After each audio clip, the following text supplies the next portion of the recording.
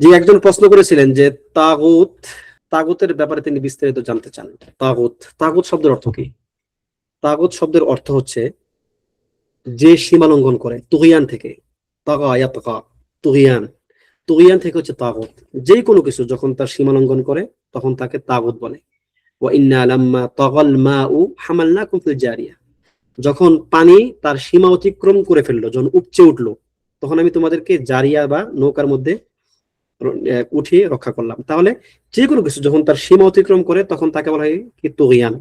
আর ইসলামের পরিভাষায় যেটা ইবনুল কাইয়িম রাহিমাহুল্লাহ বলেছেন যে তাগুত হচ্ছে কুল্লু মা তাজাওয়াজা বিহিল আবদু হাদ্দাহু মিন মা'বুদিন আও মাতবুইন আও মুতা', যে বান্দা যাকে নিয়ে তার সীমা অতিক্রম করবে, সেটা হতে পারে মা'বুদ, যাকে সে ইবাদত করে, অথবা মাতবু', যাকে সে ইত্তিবা করে, অথবা মুতা', যার সে আনুগত্য করে, অনুসরণ করে।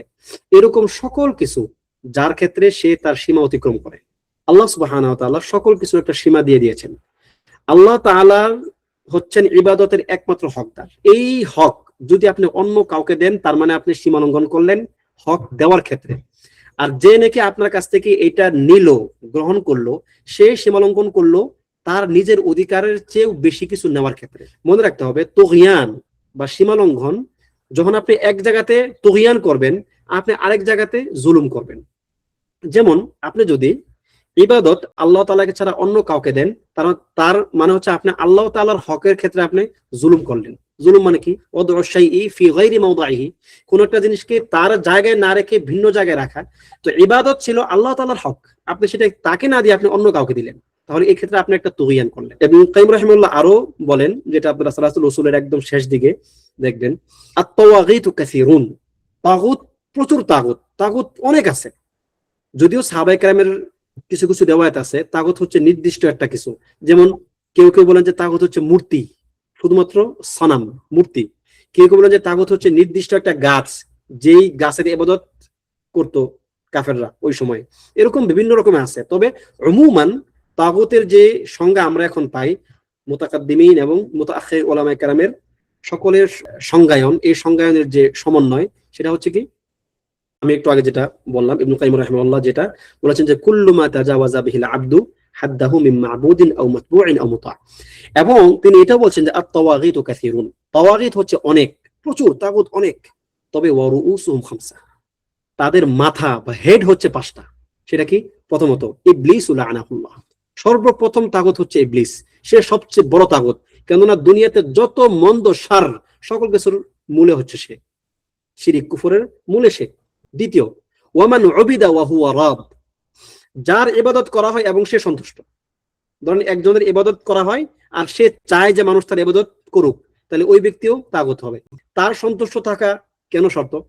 যেমন অনেকে আছে যার ইবাদত অন্য করে কিন্তু সে সন্তুষ্ট না।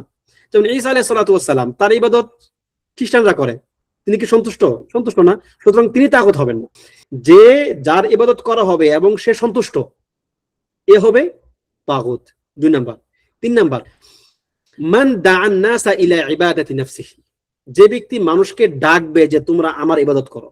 ফিরআউন, ফিরআউন বলেছিল আনা রাব্বুকুমুল আ'লা, আমি তোমাদের সবচেয়ে বড় রব, সুতরাং তোমরা আমার ইবাদত করো। মানুষজন তার ইবাদত করত। সুতরাং যে ব্যক্তি অন্যদেরকে ডাকবে যে তোমরা আমার ইবাদত করো, তাহলে ওই ব্যক্তি হবে কি? তাগুত। 3 নাম্বার তাগুত। 4 নাম্বার তাগুত, মানিদ্দা শাইআন মিন ইলমিল গায়ব, যে ব্যক্তি অদৃশ্যের কোন জ্ঞান, যেটা আল্লাহ তাআলা ছাড়া আর কেউ জানে না, এরকম কোন জ্ঞানকে যে দাবি করবে যে এটা আমি জানি, এরকম যে কোনো কিছু হতে পারে। অদৃশ্যের যত জ্ঞান, আপনার ভবিষ্যতে কি হবে না হবে, এটা যদি কেউ করে সে তাগুত হবে। সর্বশেষ 5 নাম্বার, মান হাকামা বিগাইরি মা আনজালাল্লাহ, যে আল্লাহ তাআলার বিধান ছাড়া অন্য বিধানে বিচার ফায়সালা করবে, সেও কিন্তু একটা বড় ধরনের তাগুত। সে যে নাকি আল্লাহ তাআলার নাজিলকৃত বিধান ছাড়া অন্য কিছুতে বিচার ফায়সালা করবে। ওয়ামান লাম ইয়াহকুম বিমা আনজালাল্লাহ ফাউলাইকা হুমুল কাফিরুন ওয়ামান লাম ইয়াহকুম বিমা আনজালাল্লাহ ফাউলাইকা হুমুয যালিমুন। সুতরাং যারা, যে সমস্ত হুক্কাম, যে সমস্ত শাসক, যে সমস্ত বিচারপতি, বিচারক, যারা আল্লাহ সুবহানাহু ওয়া তাআলার বিধান ছাড়া অন্য বিধানে, নিজের রচিত বিধান অথবা অন্য যে কোনো বিধান দ্বারা বিচার ফায়সালা করবে, সে তাগুত হবে। এখন এই তাগুতের এই 5টা প্রকার জানার পরে আপনার করণীয়টা কি? আমাদের করণীয়টা কি? আমাদের করণীয় হচ্ছে যেটা আল্লাহ সুবহানাহু ওয়া তাআলা কোরআনে সূরাতুন নাহলের মধ্যে বলেছেন, ওয়ালাকাদ বা'আসনা ফি কুল্লি উম্মাতির রাসূলা আন ইবুদুল্লাহ ওয়াজতানিবুত তাগুত।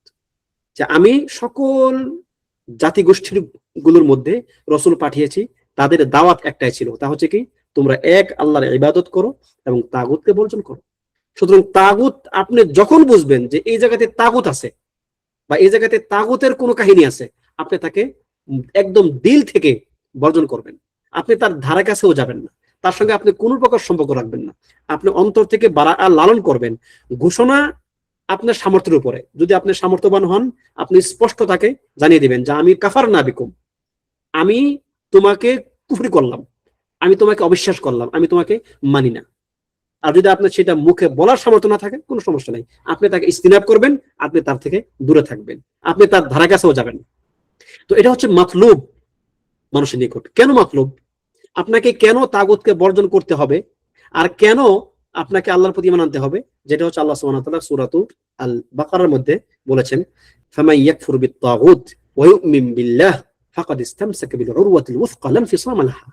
যে ব্যক্তি তাগুতকে বর্জন করবে বা তাগুতের প্রতি যে নাকি কুফরি করবে, অবিশ্বাস করবে, এবং তাগুতের প্রতি কুফরি বা অবিশ্বাস করার পরে আল্লাহ তাআলার প্রতি বিশ্বাস স্থাপন করবে, ফাকাদ ইসতামসাকা বিল উরওয়াতিল ওয়াসকা, সে শক্ত হাতল বা শক্ত রশি ধারণ করলো, যা লা ইনফিসামা লাহা, যা কখনোই ভাঙবে না, ছিঁড়বে না। সুতরাং যদি কেউ লা ইলাহা ইল্লাল্লাহকে ধারণ করতে চায়, লা ইলাহা ইল্লাল্লাহকে নিজের জীবনের অবলম্বন করতে চায় দুনিয়াতে এবং আখিরাতে, তার প্রথম কাজ হচ্ছে তাকে তাগুতকে বর্জন করতে হবে। তাগুতের সঙ্গে তার সমস্ত প্রকার সম্পর্ক ছিন্ন করতে হবে। লা ইলাহা ইল্লাল্লাহ ইউসাব্বিতুল্লাহুল্লাযীনা আমানু বিল কওলি সাবিত ফিল হায়াতিদ দুনিয়া ওয়া ফিল আখিরাহ। আল্লাহ তাআলা এই কালিমা দ্বারা, এই লা ইলাহা ইল্লাল্লাহ দ্বারা যারা ঈমানদার তিনি তাদেরকে দুনিয়াতেও শক্তিশালী করবেন, তাদের অবস্থা মজবুত করবেন, এবং তিনি তাদেরকে সাবাত দান করবেন, স্থিতিশীলতা দান করবেন, এবং আখিরাতেও তিনি তাদেরকে রক্ষা করবেন, সাবাত দান করবেন। সুতরাং তাগুতকে বর্জন করা এবং এক আল্লাহর প্রতি ঈমান আনা, এটা হচ্ছে আমাদের একদম একদম প্রথম সারির বা প্রথম দিকের দুইটা নির্দেশনা। এবং এটাও আমাদেরকে একটু মাথায় রাখতে হবে যে তাগুতকে বর্জন না করে আপনি ঈমান আনতে পারবেন না। আগে আপনার অন্তরকে সমস্ত প্রকার বাতিল পূজ্য সত্তা থেকে মুক্ত করতে হবে, সমস্ত প্রকার বাতিলের দিকে মন ঝুঁকে পড়া থেকে মুক্ত থাকতে হবে, সমস্ত প্রকার বাতিল যাদেরকে ইবাদত করা হয়, যাদেরকে অনুসরণ করা হয়, তাদের সঙ্গে সম্পর্ক ছিন্ন করার মাধ্যমে আপনার অন্তরকে আগে পরিশুদ্ধ করতে হবে। এরপর আপনি সেখানে আল্লাহ তাআলার ঈমান স্থান দিবেন। কেননা আল্লাহ তাআলার প্রতি ঈমান হচ্ছে একটা পবিত্র জিনিস, এটা অপবিত্র জায়গায় থাকে না। এমন হতেই পারে না যে এক ব্যক্তি আল্লাহ তাআলার প্রতিও ঈমান আনছে, সে আল্লাহ তাআলাকে বিশ্বাস করে আবার সে তাগুতকেও বর্জন করে নাই, সেটা অসম্ভব, সেটা হতে পারে না। কেননা তার ঈমান তখন আসলে ঈমানই থাকবে না সেটা। এজন্য তাগুত হচ্ছে এমন জিনিস বা এমন একটা কনসেপ্ট, যে কনসেপ্টটা আপনাকে বুঝতেই হবে, এটা না বুঝলে আপনি ঈমান আনতে পারবেন না। আল্লাহ তাআলা আমাদেরকে তৌফিক দান করুন, আমিন। ওয়া সাল্লাল্লাহু ওয়া সাল্লাম আলা নাবিয়িনা মুহাম্মদ ওয়া আলা আলিহি ওয়া সাহবিহি আজমাইন।